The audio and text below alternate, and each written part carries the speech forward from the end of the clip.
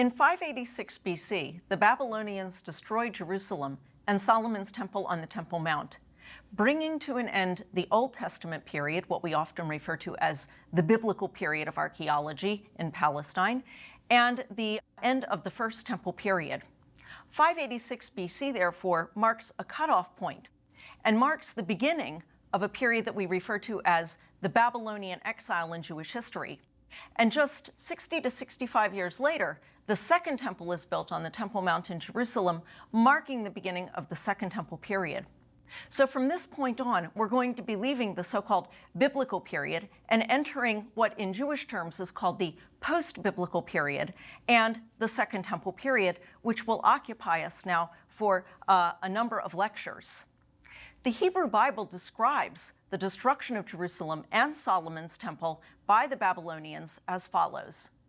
In the 5th month, on the 7th day of the month, this was in the 19th year of King Nebuchadnezzar, king of Babylon, Nebuzaradan, the commander of the guard and a servant of the king of Babylon, came to Jerusalem and burned the house of the Lord and the king's house and all the houses of Jerusalem. So notice, according to this description, the Babylonians destroy the, quote, house of the Lord, which is Solomon's temple, the king's house, which is the palace by the temple on the Temple Mount, and all the houses of Jerusalem. And what happens then is that the Babylonians capture the king of Judah, whose name is Zedekiah, trying to escape from Jerusalem under cover of night. And what do they do when they capture him? And here is what the Bible says. Then they took the king and brought him up to the king of Babylon at Riblah, and they pronounced judgment against him. They also slew the sons of Zedekiah before his eyes, and put out his eyes, and bound him in fetters, and carried him to Babylon. So what happens here is that the king of Judah is captured trying to escape. And what do the Babylonians do? Before they blind him, they kill his sons before his very eyes. So that's the very last thing that he sees. And then he's taken away into captivity in Babylon. Now, what happens then is that the Babylonians send the Judeans into exile in Babylon. So the population of Judah is sent into exile in Babylon now, marking the beginning of the Babylonian exile. We have a number of documents that describe this period of the Babylonian exile. For example, Psalm 137, which reads, "By the rivers of Babylon, there we sat down and wept, when we remembered Zion, when we remembered Jerusalem. How could we sing the songs of the Lord in a foreign land? How can we worship, in other words, the God of Israel, in a foreign land? If I forget you, O Jerusalem, may my right hand fail me. May my tongue cleave to my palate if I do not remember you, if I set not Jerusalem above my highest joy." So on the one hand, we see here the yearning of these exiles in Babylonia for their homeland and for the city of Jerusalem. On the other hand, we have, for example, a description in Jeremiah of the Babylonian exile as follows. "These are the words of the letter which Jeremiah the prophet sent from Jerusalem to the elders among the exiles and to the priests, the prophets, and all the people whom Nebuchadnezzar had carried into exile from Jerusalem to Babylon. Thus says the Lord of hosts, the God of Israel, to all the exiles whom I carried into exile from Jerusalem to Babylon, build houses and live in them, plant vineyards and eat the fruit of them, take wives and beget sons and daughters." Well, this passage from Jeremiah is very interesting because what it suggests is that Jeremiah is encouraging the exiles to settle in Babylon, to make a life for themselves there, and to be content. And in fact, that's exactly what happened. Many Jews did become very well established in Babylonia, which was a very wealthy place to live. It was an easy lifestyle. They got settled, they began to buy houses, get jobs, and raise their children there. So basically what we have then is a period when the Jews are living in exile in Babylonia, but are really quite well assimilated among the local people. Now, what happens then with the Jews living in Babylonia is several interesting things. On the one hand, although they did settle down and assimilate and build houses and get jobs and raise their children, they did nevertheless retain their separate identity, continuing to worship the God of Israel. We know that the Jewish community in Babylonia was led by elders, apparently older people with some authority. And apparently the editing of the authoritative texts of the Hebrew Bible took place at this time. And by authoritative texts of the Hebrew Bible, I mean the Pentateuch, that is the 5 books of Moses, and the books of the former prophets, Joshua, Judges, Samuel, and Kings.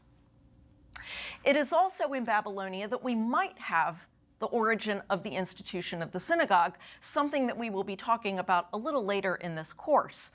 The synagogue basically might have originated in Babylonia because it would have enabled these Jews living in exile to preserve their Jewish identity and to continue worshiping the God of Israel as their national deity. So many scholars think that perhaps the synagogue as an institution began to develop during the period of the Babylonian exile. Well, the Babylonian Empire was the dominant empire in the ancient Near East in the late 7th century and early 6th century BC. But it wasn't too long after that another power began to strengthen, and that is Persia, the area that corresponds with modern-day Iran. Remember that Babylonia was centered in the southern part of what is today Iraq, or ancient Mesopotamia. During the course of the 6th century BC, Persia became stronger and stronger, until finally Persia became the dominant power in the ancient Near East, taking over Babylonia and also taking over many other countries as well. And eventually, the Persians established a vast empire that stretched all the way from the area of southern Russia on the east, through Asia Minor, that is modern Turkey, and up to Greece on the west. In fact, many people are familiar with the Persian Empire because in 490 and 480 BC, the Persians mounted invasions of mainland Greece in which they were beaten back by the Greeks. And it was in fact the defeat of the Persians by the Greeks that led to the ascendancy of Athens as the dominant city-state in Greece in the 5th century BC. But that actually lies a little bit outside of our story because the territory that we are talking about, the area of the Holy Land, remained under Persian rule throughout this period. So in the 5th century BC, while we have the classical period in Greece with the construction of the buildings on top of the Acropolis and so on, while all of that is going on in Greece, the Holy Land is under the rule of the Persian Empire. Now, the Persians get kind of a bad rap in Western history because of the invasion of Greece. But in fact, the Persian Empire was one of the most enlightened and tolerant empires of the ancient world. In contrast, for example, to the Assyrians and the Babylonians, who dealt with conquered peoples by forcing them to go into exile, the Persians did just the opposite. They allowed exiled peoples to return to their homelands. And this is actually a very interesting difference here. The idea or the goal of these different policies was the same, to create sort of a way of dealing with powerful local elites. The Assyrians and the Babylonians dealt with native elites, native power bases, by forcing them to go into exile, thereby uprooting the native power bases and replacing them with their own people. The Persians did just the opposite. They allowed exiled peoples to return to their homelands, figuring that this would make them happy and content and less likely to rebel. And in fact, that's exactly what happened. That is, during the vast period and space of the Persian Empire, there are almost no native rebellions against Persian rule, with the exception of a Greek rebellion that was actually provoked by the mainland Greeks. So the rest of the peoples living under Persian rule apparently were quite content, and it's within this context then that the Persians grant the exiled Judeans in Babylonia permission to return to their homeland. And this occurs during the rule of a Persian king named Cyrus, who issues an edict in 539 BC, allowing the Judeans to return to Jerusalem and rebuild the temple on the Temple Mount. And here is how this edict appears in the book of Ezra. Now in the first year of Cyrus, king of Persia, that the word of the Lord by the mouth of Jeremiah might be accomplished, the Lord stirred up the spirit of Cyrus, king of Persia, to issue a proclamation throughout all his kingdom, and also to put it in writing as follows. Very interesting, by the way. Notice that the way that the Hebrew Bible puts it, it's as though God, the God of Israel, caused Cyrus to issue this edict. So this is what Ezra says. Thus says Cyrus, king of Persia, all the kingdoms of the earth has the Lord, the God of the heavens, given me, and he has commissioned me to build him a house in Jerusalem, which is in Judah. A house in Jerusalem, meaning a house dedicated to the God of Israel, i.e. a temple. Whoever this is among you, of all his people who desires to go, his God be with him. Let him go up to Jerusalem, which is in Judah, and build the house of the Lord, the God of Israel, since he is the God who is in Jerusalem. So with this proclamation, then, the Judeans are allowed to return from exile in Babylonia and build a new temple dedicated to the God of Israel on the Temple Mount in Jerusalem. And notice this passage describes the God of Israel as the God who is in Jerusalem. So this is specifically the God of Israel who dwells in Jerusalem. Recalling when we talked about Kuntilet Adrud, for example, in the last lecture, recalling the way that the God of Israel is variously described, Yahweh is variously described in different locations, Yahweh of Teman, Yahweh of Samaria. Here we have the God who is in Jerusalem. We actually have an extra biblical text which also describes edicts by Cyrus. Now, this extra biblical text happens to be a cylinder made of clay that is impressed with cuneiform script, and it has an edict on it in which Cyrus grants various peoples permission to return to their homelands. So this is not specifically the edict allowing the Judeans to return, but it is an edict which allows various peoples to return to their homelands. And it's very interesting because this is an edict that's issued by Cyrus himself, whereas in Ezra what we have is the Hebrew Bible's version of an edict by Cyrus. So what does this edict say? I am Cyrus, king of the world. From as far as the settlements on the other side of the Tigris, where their temples have long lain in ruin, I returned the gods who lived therein to their places and provided them with permanent temples. I gathered all their inhabitants and returned them to their homes. So he's basically describing here how he then gathers together all of these exiled peoples and all of these exiled gods and allows them to return to their homes. Daily may all the gods whom I have brought back to their holy sites speak on my behalf for long life and plead my favor before Bel and Nebo. So actually, Cyrus apparently has a little bit of self-interest here in allowing these temples to be built to their native gods in their homelands, in seeking the favor of these gods. So he's hoping, well, I allowed these peoples to return to rebuild these temples to their gods, and now hopefully these gods will grant me favor. So a little bit of self-interest there. Well, the Persian Empire was a vast empire. It's a huge area. And how do you administer a kingdom, an empire that is this big? Well, an analogy would be in the United States today, such a big place, of course, it's subdivided into smaller administrative units. We have the subdivision of the 50 states, and then within the states, subdivisions into counties, and then within counties, townships, and so on and so forth. And so it was with the Persian Empire. Because it was so big, it was subdivided into smaller administrative units for the purposes of effective government. The largest subdivisions of the Persian Empire, analogous to the states in the United States, but much bigger geographically speaking, were called satrapies. And each one of these satrapies was governed by a satrap. The area that we're talking about, the Holy Land, was part of a very large satrapy which was called Eber Nari. It's an Aramaic word which means the land beyond the river. Why the land beyond the river? Because from the point of view of the Persians who were over in Iran, the area of Judea is the land beyond the Tigris and Euphrates rivers, to the west of the river. So we're the land beyond the river. Now, each one of these satrapies then was subdivided into smaller units called medinot, singular medina, which might be analogous to like a county within a state. And the area that we're talking about, the area of ancient Palestine then, was divided into a number of these sort of counties or medinot. And I'd like to take a look at these medinot because the subdivisions that we have here are going to remain in effect for centuries afterwards, even though the governments will change. But the basic subdivisions will more or less remain the same. And in fact, many of these subdivisions go back to the Iron Age, as we'll see.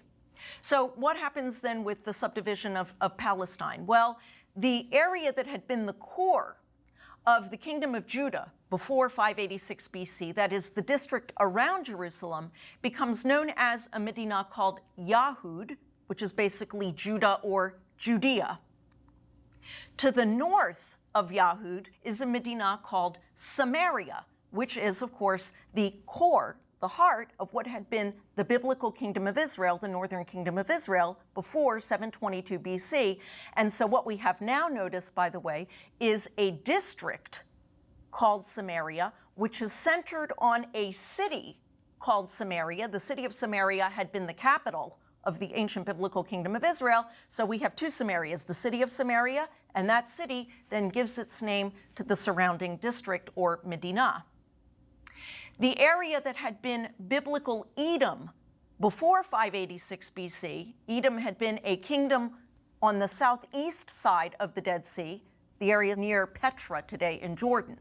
What happens after 586 BC is that some of the inhabitants of the biblical kingdom of Edom, that is, some of those Edomites, cross the area around the southern end of the Dead Sea and settle in the southern part of what had been the kingdom of Judah. These people are now known as Idumeans, and this district becomes known as Idumea. The area of the biblical kingdom of Ammon, around modern-day Amman, is now a district that is governed by a Jewish, that is Judean, dynasty called the Tobians, that is governed by a Judean named Tobias and his descendants, who were called the Tobians. Now, if you look at the map, you will see that the coastal plain is not part of any of these districts. Instead, it is divided into a series of narrow strips. And this is actually a very interesting story, too. These strips of the coastal plain were under the rule of the Phoenicians. The Phoenicians are still up there to the north in the area of modern Lebanon. Because the Persians were a landlocked power, they needed the Phoenician naval power in order to fight the Greeks, because the Greeks were also a naval power.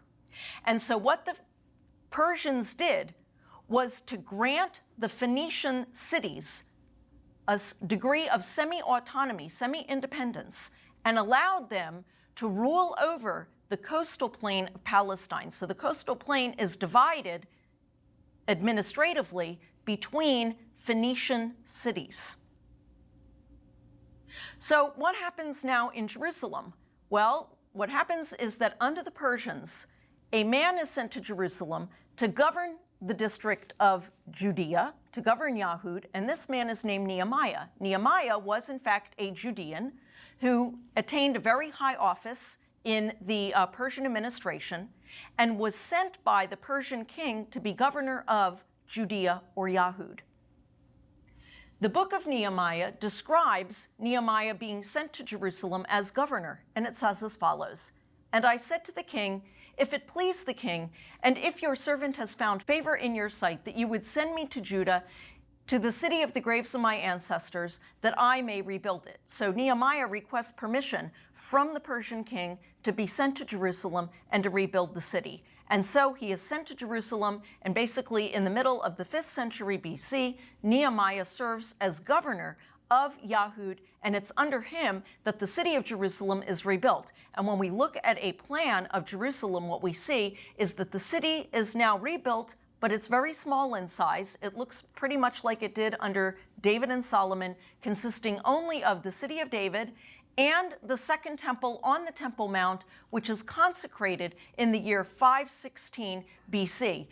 The western hill is not part of the Persian city of Jerusalem. There's nobody living on it. Why is the population so small? Because most of the Jews preferred to remain in Babylonia, where they had already settled down, rather than return to Judea and try and rebuild their lives from scratch. So the population that returned to Judea to rebuild was actually quite small, and so the city of Jerusalem in the Persian period is small as well.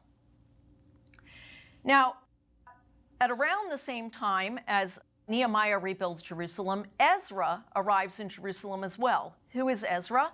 Ezra is sent as a scribe skilled in the law of Moses. So Ezra is not a governor of the district of Jerusalem. What he is instead is a scribe, and he is sent by the Persian king to implement Jewish law as the law of the land. That is, by the decree of the Persian king, the inhabitants of Judah were to observe Jewish law as their everyday law, the law of their lives. Now, this is actually a very interesting turning point that we have here. Before 586 BC, the religion of the 12 tribes had been called Israelite religion. It was the religion of the 12 Israelite tribes. Now, with Ezra coming to Jerusalem, what we have is the beginning of what we call early Judaism, the beginning of the Jewish religion, referring to the religion of the Judean families who returned to Judea and who now come back from exile in Babylonia. So we have to make a distinction between Israelite religion before 586 BC and Judaism, early Judaism, after 586 BC. The structure of society is now different. Instead of tribes, what we have now are clans or families returning from exile in Babylonia. And we see this emphasis on families and on genealogy reflected in the book of Ezra, where we have a chapter that begins, "Now these are the heads of families, and this is the genealogy of those who came up with me from Babylon in the reign of Artaxerxes the king." So what had happened is that while the Jews, the Judeans, were in exile in Babylonia, these families kept genealogies documenting their lineage.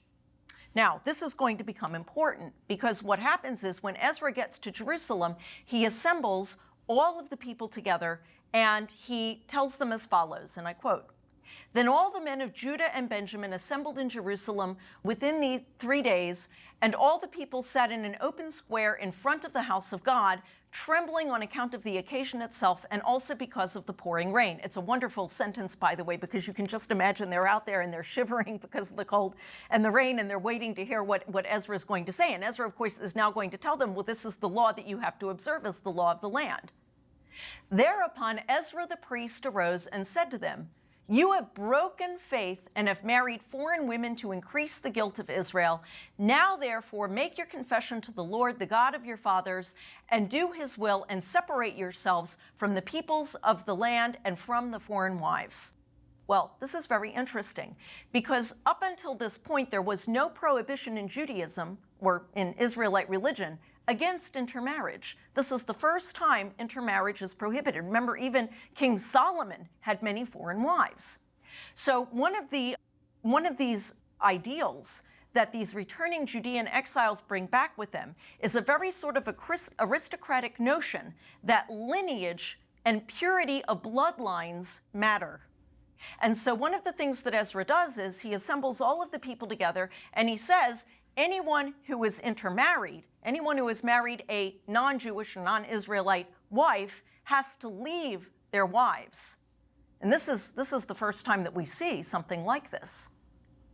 Now, probably some of those people did follow Ezra's orders, but not everybody was very happy with this sort of new injunction. And remember, Ezra is instituting here the law of the land on behalf of the Persian king. So who does this create difficulties for? Well, it creates difficulties actually not for the returning Judean exiles, because they're the aristocratic, upper class people who had preserved the records of their bloodlines. Instead, it creates problems for the lower class people who had not been sent into exile. Because when we talk about the Assyrian exile and the Babylonian exile, it's not that the Assyrians and Babylonians forced everyone to leave the country and to go into exile. No, they uprooted the elite, the upper classes, because they were the ones who were in control. And so, the idea was to destroy the power base. The poorer people, the farmers and so on, they were left behind. Now, in the interim, those poorer people who had been left behind, at least some of them, had intermarried with non-Jews or non-Israelites. And this had happened to a much larger degree in what had been the northern kingdom of Israel, the northern part of the country, which, remember, had fallen to the Assyrians in 722 BC, so there's a very long interim here. So in the meantime, many of those remaining Israelites from the northern kingdom had intermarried. And when they come along and say, well, we're descendants of the Israelites, we want to participate in rebuilding the temple, Ezra says, well, no, you have to divorce your foreign wives and you've intermarried and your bloodlines are no longer pure. So what happens now is that a schism is created between those people with pure bloodlines and those people who do not have pure bloodlines. And a lot of this actually is based on class, upper class versus lower class, but it also goes back to the old North versus South dichotomy that we talked about, that sort of comes to the surface after the death of Solomon when the United Monarchy splits into two. And so this now leads us then into talking about what happens to those inhabitants of what had been the northern kingdom of Israel when Ezra comes in and implements these laws. Now, these people living in the north actually claim to be the true Israel. We are, in fact, the original Israelites, they claimed. We have been here all along. We're descended from the old Joseph tribes in the north, from Ephraim and Manasseh. We are the true Israel. And yet they were not being allowed to participate in rebuilding the temple in Jerusalem and worshiping the God of Israel in Jerusalem because, according to Ezra, their bloodlines were not pure. So what do? They decide that they are going to worship the God of Israel on their own sacred mountain, a mountain that is located in the heart of the district of Samaria, a mountain called Mount Gerizim. And this population of the descendants of the northern kingdom of Israel become known eventually as the Samaritans. And their major city then is a city that is at the foot of Mount Gerizim, a city that is called Shechem in the biblical period, or in Hebrew, Shechem, which is actually modern Nablus in the heart of the West Bank today. Well, one of the main opponents of Nehemiah was the governor of Samaria, whose name was Sanballat. And in fact, one of the things that happens is